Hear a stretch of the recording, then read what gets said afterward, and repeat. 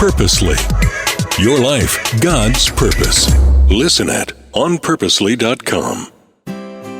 There is a promise that I'm going to point you to at the end of today's episode. So hang on. We are about to go on a pretty harrowing journey with Simon Peter today. Our friend has taken us to the mountaintop, but today you and I are going to go with him to a place that I would call bitter tears. Hi, welcome to the Bible for Busy People. My name is Erica. Maybe you've been to that place as well. Maybe you have cried bitter tears after messing up in your life. My hand is in the air. I'm waving at you today. We've all messed up. We all fall short of the glory of God. The Bible tells us that. But that is never the end of the story. I want to invite you to open your Bible with me to Matthew chapter 26. The Last Supper has just happened. Jesus sat with his closest friends in the world and told them what was about to happen, and nobody understood.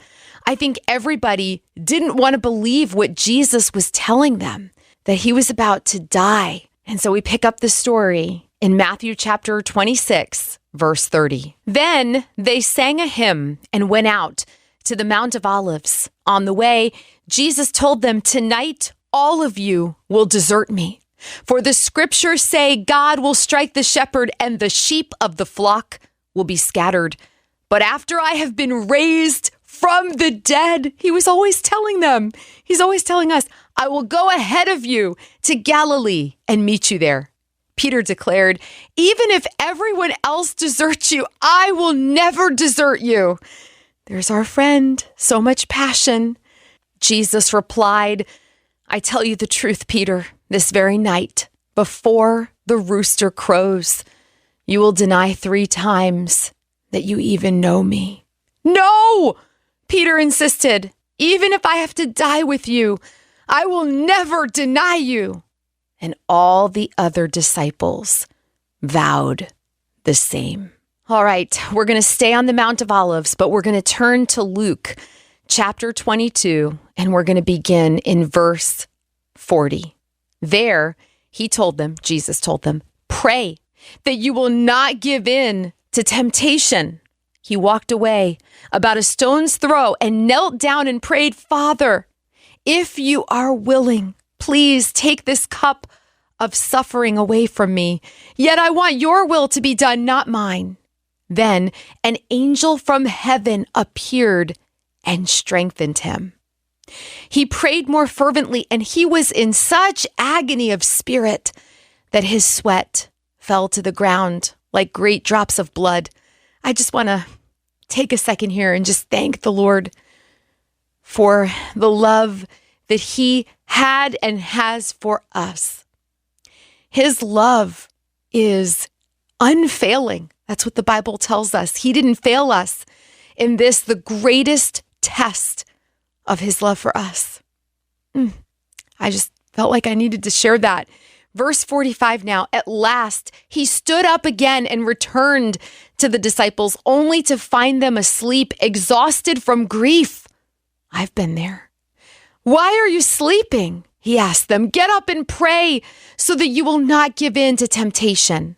But even as Jesus said this, a crowd approached, led by Judas, one of the 12 disciples.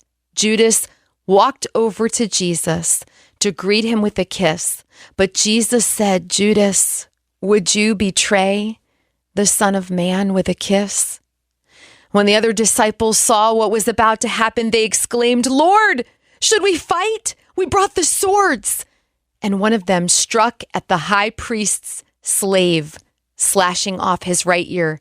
It's generally assumed that it was Peter who did that, and it shouldn't surprise us, right? But perhaps Luke didn't want to call him out in his gospel, so he just said, "and one of them." But let's pick up the story because this is a powerful moment, and I'm sure Peter learned so much from the words Jesus spoke. Verse 51, "But Jesus said, 'No more of this,' and he touched the man's ear and healed him. Then Jesus spoke to the leading priests, the captains of the temple guard, and the elders who had come for him.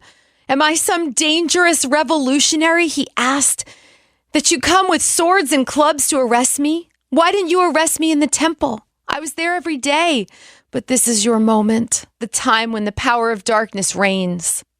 So they arrested him and led him to the high priest's home. And Peter followed at a distance. The guards lit a fire in the middle of the courtyard and sat around it, and Peter joined them there. A servant girl noticed him in the firelight and began staring at him. Finally, she said, "This man was one of Jesus' followers." But Peter denied it. "Woman," he said, "I don't even know him."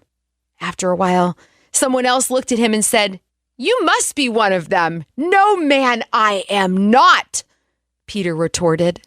About an hour later, someone else insisted, "This must be one of them because he is a Galilean too." But Peter said, "Man, I don't know what you are talking about." And immediately, while he was still speaking, the rooster crowed.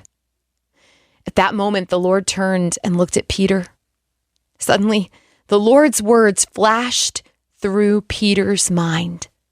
"Before the rooster crows tomorrow morning, you will deny 3 times that you even know me."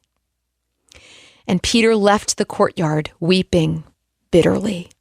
Now, remember, I promised you that we are not going to wrap up our time today on this very sober and solemn note, because I want to remind you what Psalm 30, verse 5 says today. "Weeping may last through the night, but joy comes with the morning." That is a promise you can stand on, because while fear led Peter astray, his faith in Jesus would bring him back. The story is so not over. More next time. Till then, you are really loved.